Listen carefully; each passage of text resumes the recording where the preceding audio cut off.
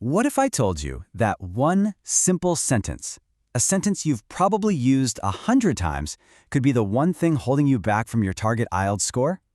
Welcome to the Explainer by IELTS Guide Phil on YouTube.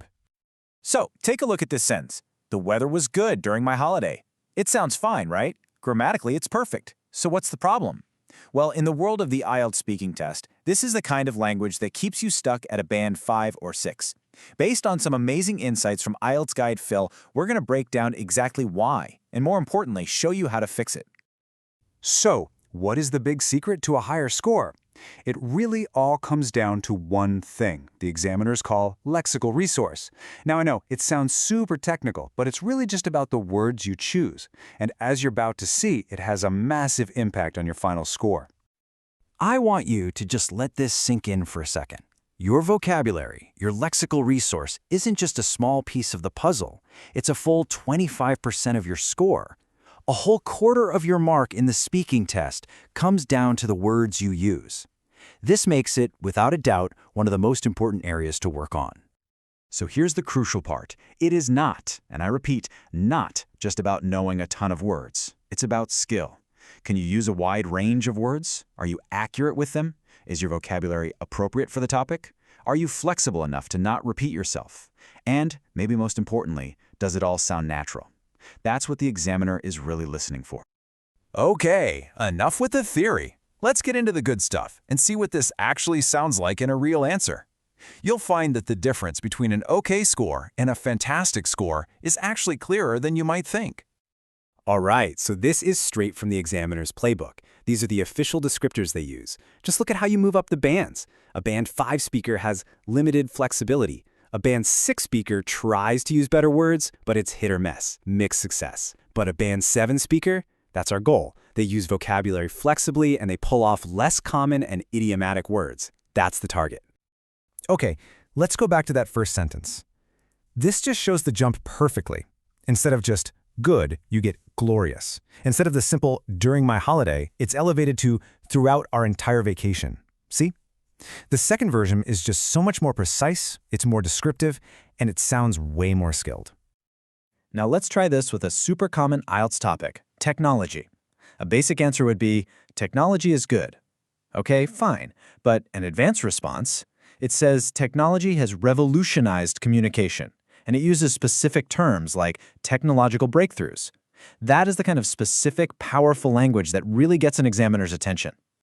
And just to really drive this point home, here's one more on education. Instead of saying something is different from normal school, the high-level answer uses incredible vocabulary like transformed traditional educational paradigms. It just shows a much deeper level of thought and, of course, a much bigger vocabulary. So, you can see the difference now, right? But the big question is, how do you make sure you're doing the right things when you speak? Well, let's go through a quick and easy checklist of what examiners are actually looking for. First up, the do's. You've got to expand your active vocabulary. These are the words you can actually use, not just the ones you kind of recognize. Focus on natural word pairs, what we call collocations, like heavy traffic, not big traffic. And please practice paraphrasing so you're not just repeating the examiner's question right back at them. Now, let's talk about the don'ts.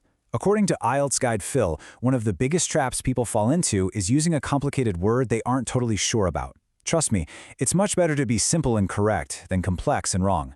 And you've got to avoid repeating those basic words like good, bad, nice, and watch out for those common errors like saying do a mistake when you should be saying make a mistake. Okay, so we know what to do and what to avoid, but how do you actually build the right kind of vocabulary? The kind that gets you that high score? Let's get strategic. IELTS Guide Phil suggests these 4 really powerful strategies. Number 1, learn your vocabulary by topic. Work, health, the environment. 2, actively practice collocations. 3, instead of just learning one new word for important, learn a whole family of words. Crucial, vital, significant, paramount.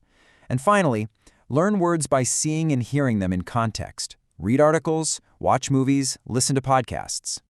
And honestly, this might be the most important takeaway of all. This is not a race to memorize 10,000 words that you can't actually use. The real goal is to master a core set of powerful, flexible words that you can pull out confidently and accurately when it really matters. Quality over quantity, always. Look, getting a handle on your lexical resource is totally 100% achievable. It's not about swallowing a dictionary. It's all about having a smart, focused strategy and putting in consistent practice. You've got the roadmap now, so it's time to keep that journey going. And if you want to dive even deeper, IELTS Guide Phil has so many amazing resources for you. You can read the full blog post that this explainer was based on, watch more videos just like this one right here on YouTube, listen to the podcast on Spotify for some really deep dives, and even join the Facebook community for support. Don't worry, all the links are right there for you in the description below. And hey, if you're looking for that personalized feedback, that expert guidance to really speed up your progress, you should know that IELTS Guide Phil also offers an online writing and speaking coaching service. If you want more info on that, just comment the word coaching down below. All right, before you go, I have a little challenge for you. Let's make this practical right now. What's one basic word you know you use too much, like good or nice or interesting, that you can upgrade today? Drop your original word and its more advanced replacement in the comments below. Let's start building that Band 7+ vocabulary together. Thanks so much for watching.